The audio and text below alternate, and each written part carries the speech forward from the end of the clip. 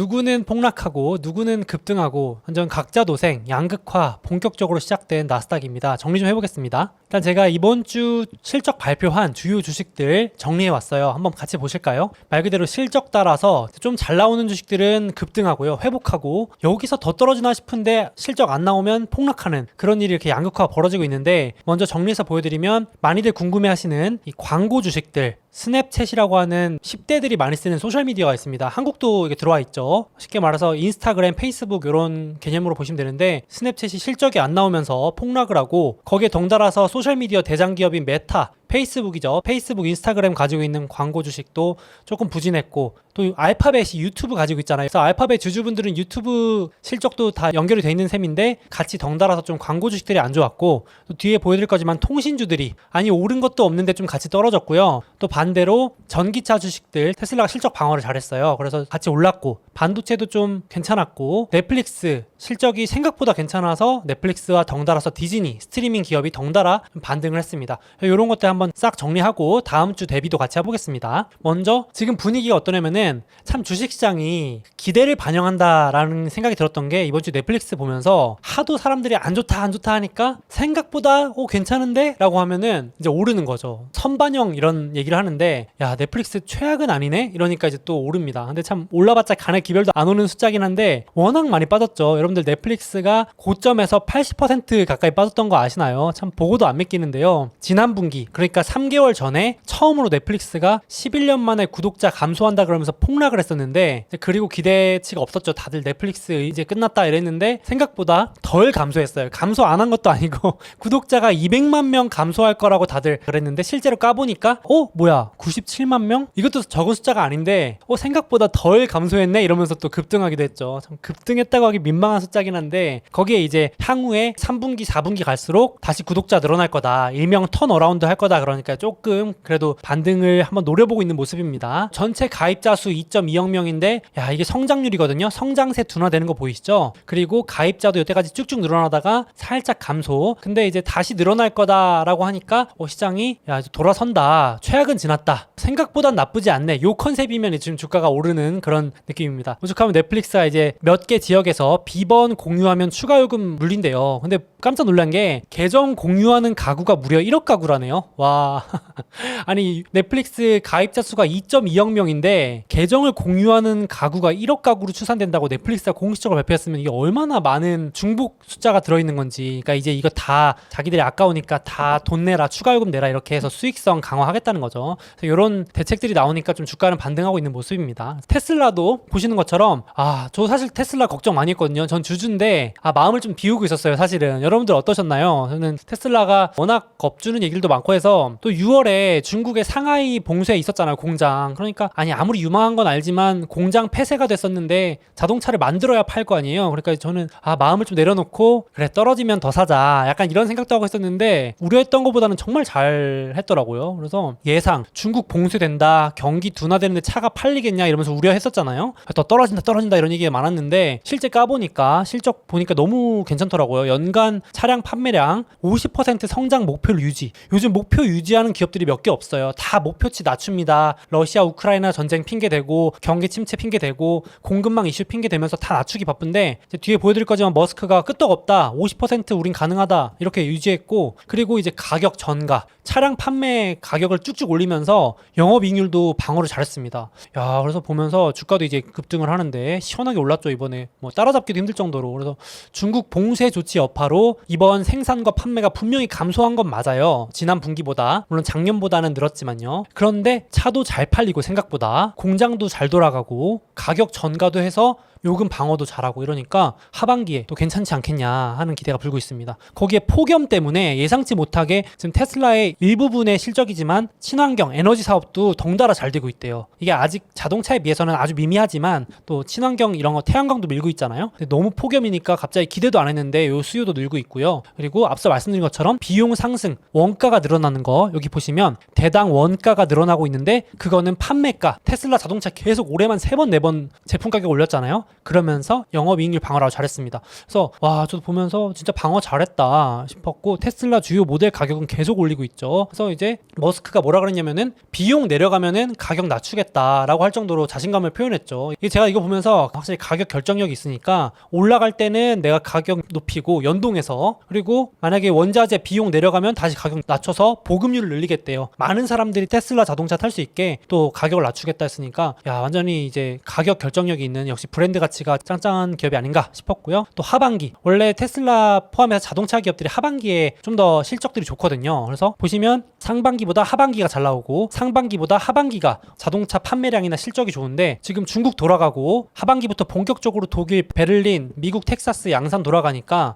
이제 하반기는 악재보다는 호재가 많이 남은 상황입니다. 작년에도 상반기가 안 좋았고 하반기가 좋았는데 이번에 거기다가 비트코인도 떨어냈죠. 매각했습니다. 시장에서는 아이러니하게도 비트코인 판 걸 호재로 보는 거예요.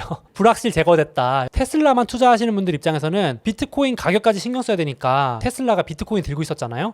뭐 손절했다는 말이 많지만 그래도 75% 떨어냈으니까 야, 이제 테슬라 주가 보면서 비트코인 가격까지 신경 안 써도 되겠다, 변동성 쓸데없는 걱정 안 해도 되겠다 하면서 불확실성 제거로 오히려 좋게 보고 있는 그런 상황입니다. 거기다가 이제 하반기 호재들 남았는데 머스크도 긍정론을 아주 펼쳤습니다. 하반기면 인플레 내려갑니다. 원자재 비용 내려갑니다. 그럼 이제 좋은 거잖아요. 거기에 9월 30일 AI 데이 있잖아요. 거기에 흥미로운 뉴스가 있을 거니까 기대해라. 아, 또 머스크가 떡밥 던지는 거 잘하죠. 주주들 설레게 하는 거 잘합니다. 그래서 자율주행 AI 로봇 내용이 업데이트 될 걸로 예상이 되고 있고, 원래 발표했던 것들 다 계획대로 될 것 같습니다 라고 하니까 일단 시장이 환호하고 있는 모습입니다. 물론 지금 테슬라에 하락 베팅한 분들은 이렇게 말씀하실 겁니다. 지금 테슬라가 전 세계에서 하락 베팅이 가장 많은 종목입니다. 그래서 아마 싫어하시는 분들도 있고 이게 테슬라 거품이다라고 여전히 생각하시는 분들도 많을 거고, 그러니까 숏 베팅이 전 세계에서 가장 많겠죠. 그래서 이번에 주가가 급등하면서 하락 베팅 투자자들이 역대급 손실을 또 봤다고 합니다. 그러니까 이번에 오른 게 또 이제 하락 베팅 한 사람들이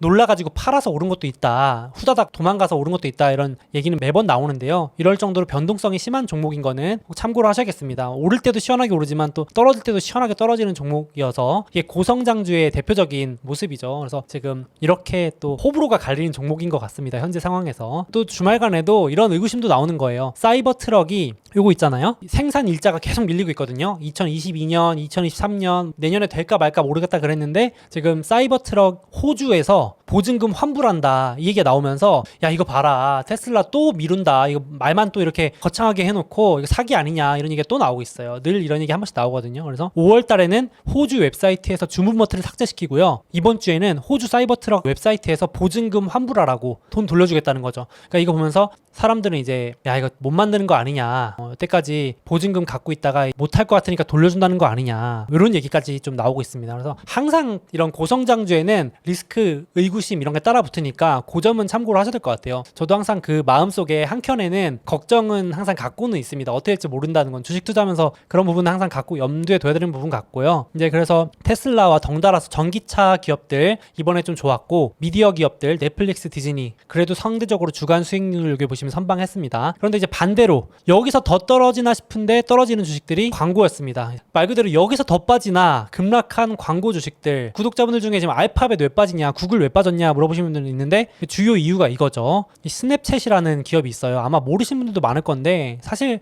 저도 그냥 한번 다운받아서 써보기만 했지 쓰지는 않는 앱인데, 미국에서는 10대, 한국에서도 10대들이 좋아하는 앱으로 유명했죠. 그래서 와, 차트 보시면요, 폭락했다 그랬는데 여기 가는 기별도 안 오잖아요. 제가 확대한 게 이 그림입니다. 하루 만에 40% 빠졌습니다. 하루 만에. 스냅챗이 이제 실적 발표하면서 향후 전망치도 내놓지 않겠다, 모르겠다 하면서 거의 도망가다시피 해가지고 시장이 완전 실망해서 그냥 던졌죠. 와, 근데 여러분 여기 보시면 고점에서 이미 80% 가까이 빠졌는데 거기서 또 40%가 빠졌어요. 와, 그래서 지금 고점에서 거의 90% 가까이 빠진 걸로 알고 있거든요. 이게 말이 되는가, 여기서 진짜 더 빠지는 게 말이 되는가 싶은데, 스냅챗이라는 기업이 기억하실지 모르겠는데 딱 2달 전에 갑자기 뉴스에 나와가지고 전망 악화 깜짝 발표를 합니다. 여기 보시면 그날도 하루 만에 40%가 빠졌어요. 와, 그때도 죄송한데 공식 실적 발표일은 아니지만 저희가 지금 러시아 우크라이나 전쟁도 있고 광고 시장도 안 좋을 것 같아서 전망을 낮추겠습니다. 그랬더니 폭락했거든요. 그 낮춘 거보다도 더 못한 게 이번 실적 발표였습니다. 그러니까 예상치보다도 한참 더 낮춘 거죠. 그러니까 덩달아서 이제 광고 주식들, 야, 스냅이 저 정도로 심각하면 다른 광고 주식들도 이게 생각보다 별로인 거 아니야? 이러면서 이제 우려가 쫙 커져가지고 금요일 주식시장 마지막 날에 알파벳, 메타, 트위터, 핀터레스트 이런 광고로 돈 버는 기업들이 대체적으로 같이 덩달아 하락했습니다. 그래서 마침 돌아오는 주에 여기 제가 잘라왔는데 실적 발표 있습니다. 알파벳, 메타. 알파벳은 유튜브, 구글 광고 수익이 대부분이고요. 물론 클라우드로 돈을 벌긴 하지만 큰 수익은 아니고 메타는 뭐 90% 이상이 광고죠. 페이스북, 인스타그램 이런 거로 돈 버는 회사니까요. 그래서 지금 덩달아 빠졌는데 조금 우려가 낄 수 있을 것 같습니다. 그래서 좀 봐야 될 것 같은데 개인적으로 4월달 그러니까 지난번 실적 분기 때도 알파벳 메타가 광고 우려 때문에 빠졌었습니다. 그래서 혹시 이번에 또 그러는 거 아니냐라는 우려가 있는데 저 개인적으로는 이제 빠질 만큼 빠진 것 같은데 참 예측은 뭐 불가능한 것 같은데 알파벳 메타 메타는 거의 고점에서 반토막 나 있고 알파벳도 30% 빠져 있거든요. 여기서 더 빠진다는 얘기는 거의 반토막 된다는 얘기인데 알파벳이 그 정도로 못하진 않는 것 같은데 개인적으로는 좀 많이 빠진 것 같은데 어떻게 보실지 뒤에 좀 더 얘기해 보겠습니다. 그래서 이제 오죽하면은 방어 정책으로 이 스냅챗 CEO가 조건 없이 연봉 $1만 받겠다. 이제 미국의 CEO들이 이런 거 많이 하거든요. 회사 살리려고 나 다른 조건 아무것도 안 걸고 오직 회사 살리는 데 집중하겠다. 연봉 $1는 상징적인 거잖아요. 돈 안 받겠다는 얘기랑 똑같은 건데 자사주 매입해서 회사 살리겠다라고 얘기했는데 주요 이유로 광고 시장이 둔화되고 애플이 개인 보호 정책 이것 때문에 광고를 막 못하게 해놨잖아요. 그러니까 애플 보안 정책 경쟁도 심하다 그랬는데 개인적인 생각으로는 저는 사실 이거보다도 이 경쟁이 심해서 그런 것 같아요. 특히 누구 때문이냐면은 틱톡이라는 기업 때문에 지금 미국에서 틱톡을 엄청 견제하거든요. 들어보셨을까요? 틱톡이라고 중국 기업이죠. 미국의 젊은이들, 전 세계 젊은이들이 다 빠져 있는 게 틱톡인데 지금 틱톡이라는 소셜미디어 기업의 최대 피해자가 스냅챗입니다. 딱 타겟이 미국 10대니까요. 스냅챗이 원래 미국 10대를 노렸는데 지금 틱톡이 치고 올라오면서 다 뺏어가고 있습니다. 그러니까 광고 시장 뭐 핑계도 있고 러시아, 우크라이나 핑계도 있는데 스냅챗 자체로도 조금 틱톡에 많이 밀린 거 아닌가라는 생각도 좀 들고요. 인스타그램은 이미 역전됐죠. 틱톡한테 넘어갔습니다. 그래서 10대 시장은 뺏겼고요. 그래서 여기 보시면 지금 미국에서도 틱톡을 두려워하냐 막 이러면서 여기 보시면 좋아요, 뭐 페이스북, 유튜브, 하트 이런 거를 틱톡이 다 흡입하는 그림이고요. 여기 지금 틱톡이 조명을 받고 있고 스냅챗, 인스타그램, 유튜브 다 지금 화 잔뜩 나서 견제하는 모습입니다. 틱톡은 지금 광고가 작년에 비해서 더블 이상으로 늘어난다고 합니다. 더블. 그러니까 광고 시장이 둔화됐다 그러면 틱톡도 줄여야 되는데 그게 아니고 지금 트위터, 스냅챗, 페이스북, 인스타그램, 유튜브는 정체된다 막 우려하는데 틱톡은 작년에 더블 이상 3배 늘어나는 것 같아요. 그러니까 이제 광고 매출 이렇게 늘어날 걸로 예상되니까 지금 광고 시장 문제가 아니고 개별 기업들이 잘못하고 있는 거 아니냐, 위기 아니냐 이런 얘기도 지금 많이 나옵니다. 그래서 오죽하면 지금 주말간에 혹시 인스타그램 하시는 분들이 있나요? 보시면 이 화면을 거의 틱톡으로 대놓고 똑같이 베꼈다고 하던데요. 많이 놀라셨다고 하던데 이제 완전히 그냥 대놓고 따라하기 시작했다라는 기사들이 막 나오기 시작하더라고요. 그러면서 틱톡이 미국 내에서도 월 평균 사용 시간이 페이스북, 뭐 인스타그램의 거의 더블이랍니다. 그러니까 지금 격차가 더 벌어진대요. 그래서 지금 광고 시장 문제가 아니고 이거 이 기업들 위기가 좀 있을 수 있지 않나. 그래서 이번 주에 메타랑 알파벳 실적 발표 있거든요. 한번 봐야 될 것 같아요. 저도. 근데 주가 기준으로서는 위기긴 한데 그래도 기본은 하는 기업들이니까 여기서 더 빠질 수 있을까 싶은데 어떠신가요? 지금 거의 코로나 저점 구간하고 차이가 없어요. 메타, 페이스북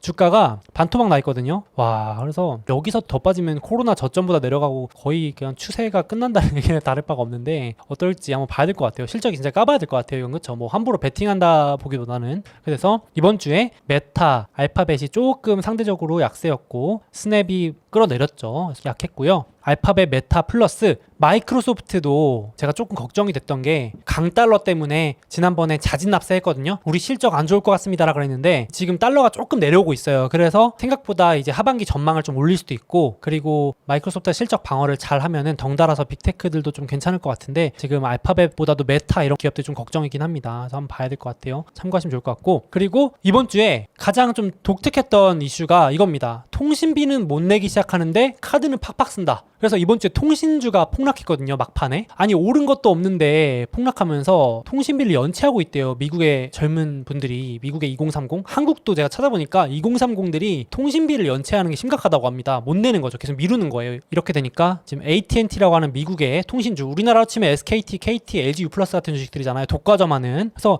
AT&T도 주간만 10% 빠졌고요. 팍 폭락했습니다. 20년 최대 낙폭이래요. 하루 기준으로. 버라이즌도 오른 것도 없는데 폭락, 주간 12% 빠졌습니다. 이런 보시면은 고객들이 점점 못 내고 있다, 돈을. 지금 이게 뭐가 문제냐면은 돈을 못 내면서 현금흐름 안 좋아진다 그러니까 이게 배당주잖아요, 배당주. 그러니까 야 이거 통신주들이 현금이 안 좋아지면 배당금 삭감할 텐데 큰일 났다 이러면서 우려가 커졌었거든요. 근데 그거를 여기 AT&T CEO가 직접 말했어요. 직접. 추측이 아니고 고객들이 통신비를 늦게 내기 시작하더라. 전년 대비 이틀씩 늦는데요. 예전에는 월급날 따박따박 냈다면 그거보다 하루 이틀씩 연체되기 시작하고 더 심해질 것 같아요.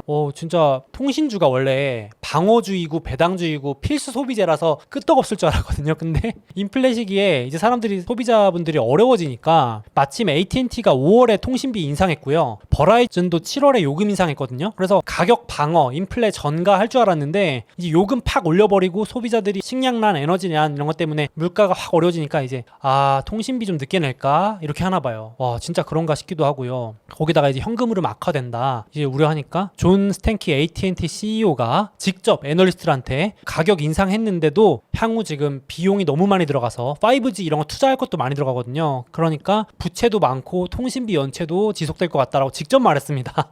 기관이 우려한 게 아니에요. CEO가 이렇게 걱정되는 말을 하니 안 떨어질 수가 있을까요? 그러니까 이제 여기 보시면 AT&T의 현금 흐름 추이입니다. 확 줄었죠. 확 줄어서 이 정도면 배당금 못 주겠는데? 한 번 이미 배당금도 삭감했었던 이력이 있었는데 또 줄이는 거 아니야? 이 정도면 내년에도 줄이겠네 이러면서 고배당주가 배당금 삭감하면 뭐 인기 없어지잖아요. 그래서 이 우려는 또 커질 것 같습니다. 그래서 저도 배당주라서 좋아하는 주식들 중에 있었는데 배당 삭감을 해버리고 지금 인플레 문제를 못 견딘다고 하니까 조금 유의해서 보긴 해야 될 것 같습니다. 싸다고 확 달려들기도 좀 조심하는 것 같아요. 단기로는 우려가 좀 많이 낄 것 같습니다. 그래서 이런 와중인데 동시에 같은 날에 발표한 게 뭐냐면 카드사 아멕스라고 혹시 아세요? 아메리칸 익스프레스? 비자, 마스터카드 말고 아멕스 있잖아요. 그 아멕스는 또 실적이 사상 최대 실적이 나온 거예요, 세상에. 그래서 제가 제목 써놨지만 통신비는 못 내는데 또 카드는 팍팍 써요, 사람들이. 그래서 지금 월가의 비관론자 최고 비관론자가 모건 스탠리거든요. 모건 스탠리가 실적 발표 전에 아멕스 팔아라, 실적 안 나올 거다, 지금 경기 침체 오는데 무슨 카드를 쓰냐 이랬는데 머쓱하게 만들 만큼 카드 결제액이 사상 최대입니다. 그래서 아멕스 CEO가 나와가지고 아니 침체 오는 거 맞아요? 진짜 모르겠는데요, 이렇게 말했어요. 자기네들 실적 카드 긁은 거 보면은 너무너무 많이 끓는다는 거예요, 사람들이. 그래서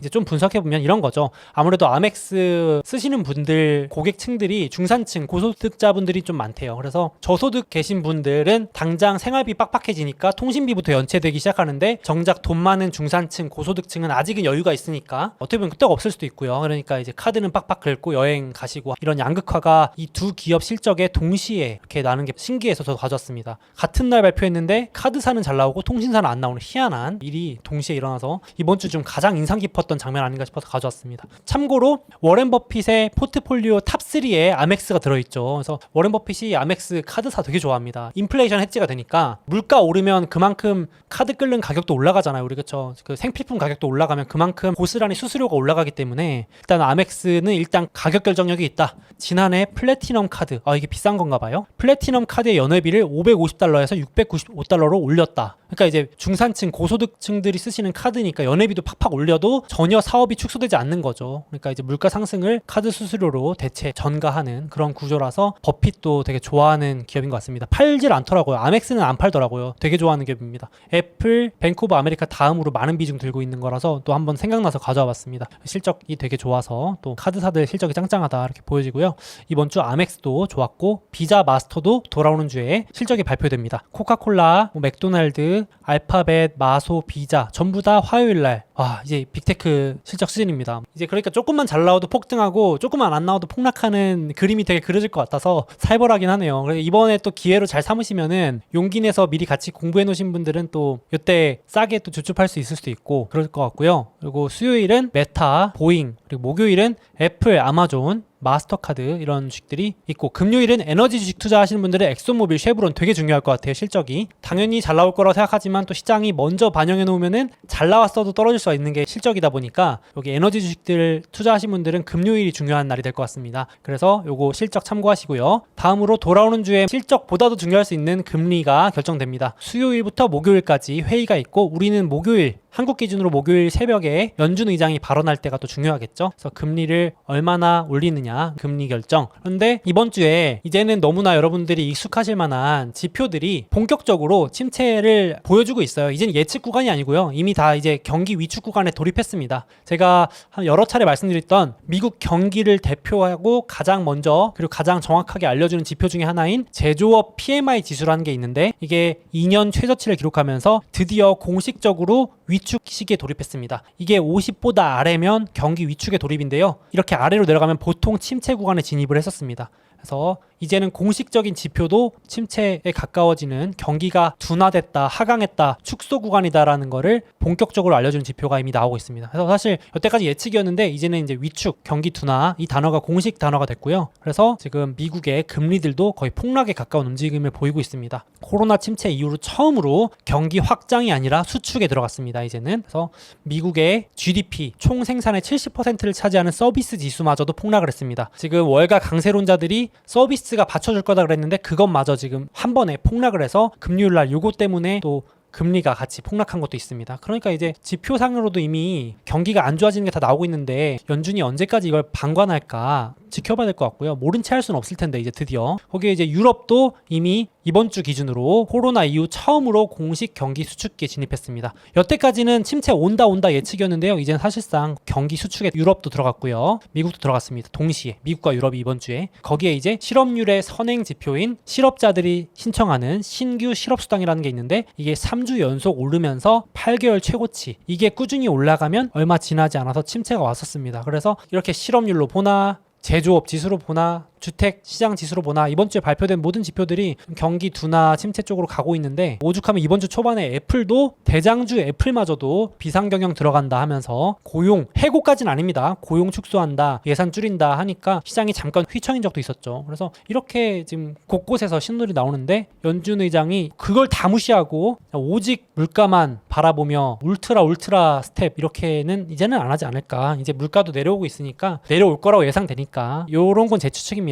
저는 이제 거의 다 왔다고 보는데요. 그래서 이번 주에 마침 블룸버그에서 파월 의장이 선호하는 지표가 뭐냐 봤더니 이제 분석을 해본 거예요. 여태까지 연준 의장이 발언한 거를 다 데이터로 돌려보니까 역시 뭐니 해도 물가를 가장 많이 중요시 여겼고, 두 번째가 인플레 심리인데 이제 7월에 물가도 꺾인다는 얘기들이 많고 인플레 심리는 이미 꺾이고 있고요. 그래서 이제 이런 카드들은 다 나오지 않았나, 악재는 다 노출된 거 아닌가라고 조심스럽게 좀 생각을 해보고 있습니다. 저는 이제 여름 정도면 이제 다 될 것 같은데, 실제로 73년 4년에도 주가가 그렇게 폭락하면서 물가랑 반대로 갔는데 물가 피크 찍고 내려오니까 주가가 기가 막히게 올라가기 시작했다는 자료입니다. 그래서 이번엔 다르다, 변수가 많다 하실 수도 있지만 그때도 물가가 12% 올랐던 미친 물가 장세였는데 또 물가가 꺾이니까 주가도 결국은 얼마 지나지 않아서 따라 오르더라, 이런 생각인데, 저도 이제 경기 침체 이슈만 빼면은 경기 침체가 어떻게 얼마나 크게 올지 안 올지 뭐 이런 건 예측하기 어려우니까 적어도 물가로 인한 하락분만큼은 되돌리지 않을까 싶은데 한번 봐야 될 것 같습니다. 물가 피크는 곧 주식의 바닥. 그래서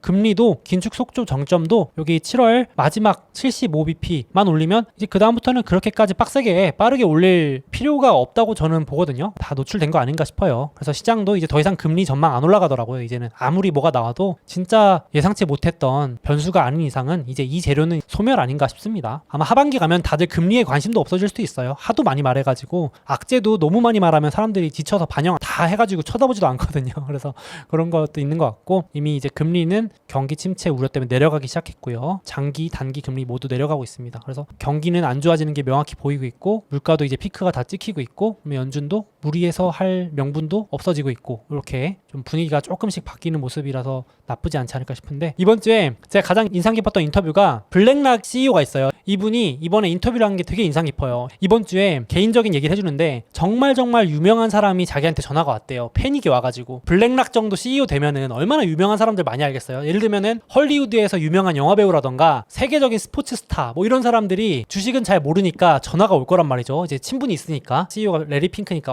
핑크 형님 지금 저 도저히 참을 수가 없습니다. I can stand, 참을 수가 없어요. 팔아야 됩니까? 지금 패닉이 옵니다. 이러면서 그러니까 이제 레리 핑크 CEO가 휴가나 다녀오세요 이러면서 워워 시켰다고 하는데 얼마나 이분도 답답했을까. 정말 견딜 수 없는 상황이 아니라면은 냅두면 오르는데 놔두면, 물론 이상한 잡주 들고 오르길 빌면 안 되겠죠. 그러면 정말 안 되겠지만 내가 산 이유가 깨지지 않았고 괜찮으면은 여름에 더운데 휴가나 다녀오면 또 지나면 올라 있을 건데 너무 걱정하지 마라 이런 인터뷰를 해서 제가 또 마음의 위안을 삼고자 한번 가져와 봤습니다. 너무 이렇게 바닥을 맞추려고 한다거나 하루하루 막 1% 올라서 오예 하고 1% 떨어지면 나 이런 거보다는 지금은 좀 이런 태도가 필요하지 않을까 싶어가지고 개인적으로 또 가져와 봤습니다. 그래서 주요 성장주들, 지금 반토막 난 주식들, 테슬라도 반토막 갔다가 또 회복했고, 애플은 야금야금 올라서 15%, 애플이 30%까지 빠졌었는데 또 어느새 15%까지로 또 올라왔어요. 그리고 시장들도 야금야금 이번 주는 조금 회복을 했고요. 물론 돌아오는 주에 또 빠진다 이런 말씀도 많이 하시는데 지켜봐야 될 것 같고, 개별 실적에 따라서 왔다 갔다 할 것 같고요. 또 주말간에 원숭이 두창 국제 비상사태 선포 냈는데 그건 제가 코로나만큼의 여파보다는 그건 무난하게 지나가지 않을까 싶은데 어떠세요? 원숭이 두창 이런 건 이제 코로나 한번 겪었으니까 지나가지 않을까 싶은데, 그래서 실적 캘린더는 참고하시고요. 그리고 제가 매주 업데이트 드리고 있고, 돌아오는 주에 실적 발표 예정인 주식들입니다. 예를 들어서 메타, 아마존, 보잉, 알파벳, 마소, 쉐브론, 엑소모빌, 애플, 비자, P&G, 코카콜라, 맥도날드 다 실적 발표합니다. 그래서 혹시 좋아하는 주식들 있으면 째려보시다가 또 실적에 따라서 대응하시면 될 것 같습니다. 정말 좋아하는 주식이면 떨어지면 더 살 수 있어야겠죠. 저는 뭐 떨어지면 더 살 수 있는 종목들로만 구성을 계속 하려고 합니다. 요즘 같은 장세에서는 또 가능하면 배당도 주면서 좀 버틸 수 있는 주식이면 좋고 그렇습니다. 참고하시고요. 잠깐 제 책과 주식 상품권을 드리는 이벤트를 진행하고 있으니 주목해주세요. 이베스트 투자증권 온라인 계좌 개설하시고 이벤트 코드 소몽 입력하시면 자유롭게 해외 주식을 매수하실 수 있는 주식 상품권을 즉시 지급해드립니다. 게다가 해외 주식 수수료를 0.07%로 우대받으실 수 있고, 당연히 실시간 시세도 무료라고 합니다. 이외에도 100만원 이상 해외 주식 거래하신 모든 분들께는 제 책도 보내드립니다. 아직 미국 주식 시작하지 않으셨거나 추가 계좌 개설하실 분들은 이런 혜택 누리며 투자하시면 더욱 좋을 것 같습니다.